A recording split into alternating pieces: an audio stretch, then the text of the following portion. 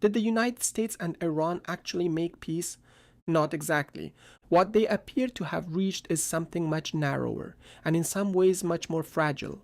A temporary 2 week ceasefire designed to stop immediate escalation, reopen the Strait of Hormuz, and create space for talks.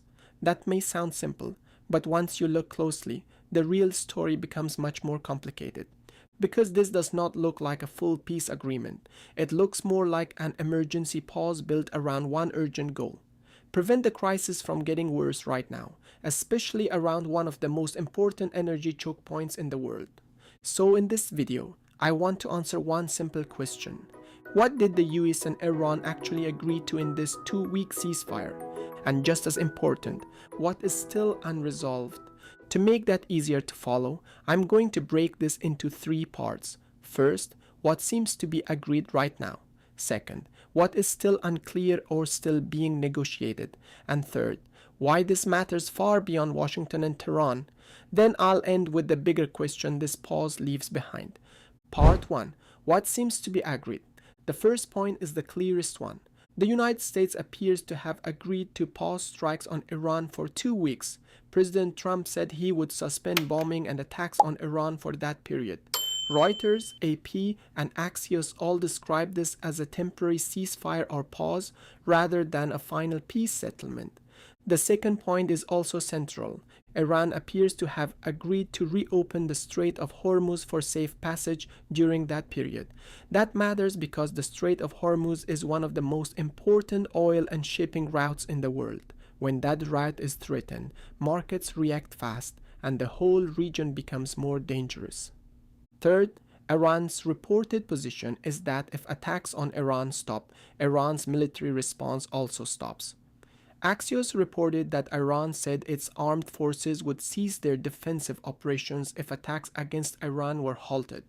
That is a key part of why this looks like a temporary de-escalation formula.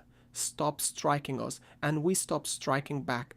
Fourth, this pause appears to be tied to follow-on negotiations, with talks expected in Islamabad on Friday, April 10th, 2026.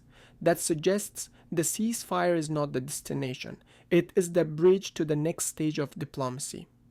So if you want the simplest version, it is this: pause the attacks, reopen Hormuz, reduce immediate military pressure, start talks. Israel also appears to support the 2 week pause with Iran, but only as a narrow arrangement. Reports say Israel does not see this as a broader regional ceasefire, especially because Lebanon is not included. So even here, the message is clear. This is a pause, not a full settlement. Reports suggest Pakistan played the main mediating role, while Egypt and Turkey were also part of the broader diplomatic efforts behind the ceasefire, with China supporting de-escalation in the background. That helps explain why this pause looks less like a simple US-Iran deal, and more like an emergency effort by multiple players to prevent a wider regional crisis. Part 2. What is not clearly agreed. This is where the story becomes more important, because the bigger issues do not appear to be settled yet. There's no widely published final agreement showing that both sides have fully signed off on all major political and military terms.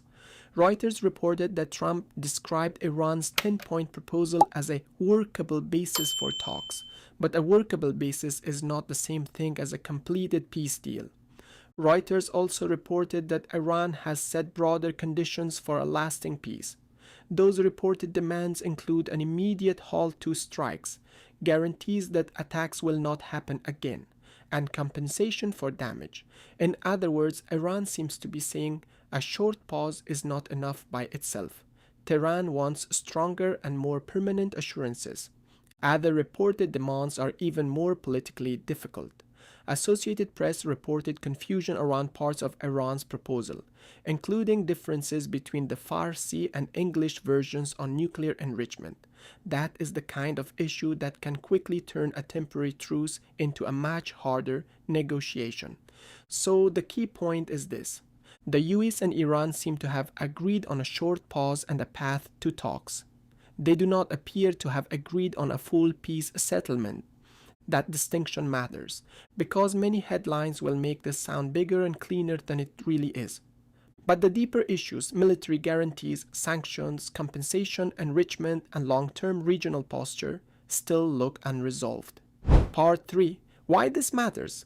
This matters first because the ceasefire is tied to the Strait of Hormuz.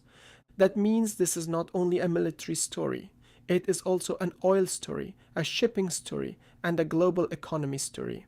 When Hormuz is threatened, the risk is not limited to Iran and the United States. It spreads outward into energy prices, insurance costs, maritime risk, and wider market fear. That is why reopening the strait appears to be one of the central practical terms in this temporary deal.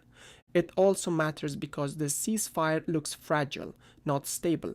Associated Press reported that violence continued even after the ceasefire was announced.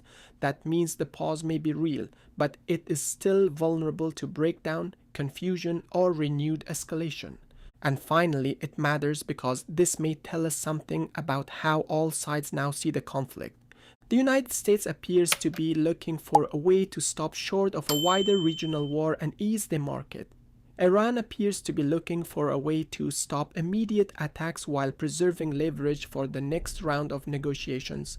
Israel appears willing to accept a pause with Iran, but not a broader regional ceasefire. That makes this less like a peace agreement and more like a controlled pause in a much larger struggle. So to wrap up, what did the US and Iran actually agree to? At the clearest level, they appear to have agreed to this: a 2-week pause, safe passage through Hormuz, and new talks. But what they do not appear to have agreed to, at least not yet, is the much bigger question of long-term peace. That is why this moment matters. Not because the crisis is over, but because several players may have stepped back from the edge, at least for now. Pakistan appears to have helped broker the pause, US officials are moving toward talks, and China has been pressing for the escalation in the background. But none of that changes the deeper reality. This is still a temporary opening, not a final settlement. The real test will be what happens during these 2 weeks. Do they use this pause to build a broader agreement? Or is this only a temporary break before the next round of pressure, threats, and escalation? And that is the question I leave with you. Is this the beginning of a real diplomatic opening, or just a short pause in a war that is still looking for its next trigger? Share your thoughts in the comments. Thank you for staying with the analysis. If you value strategic clarity over noise, subscribe to the channel for the next perspective.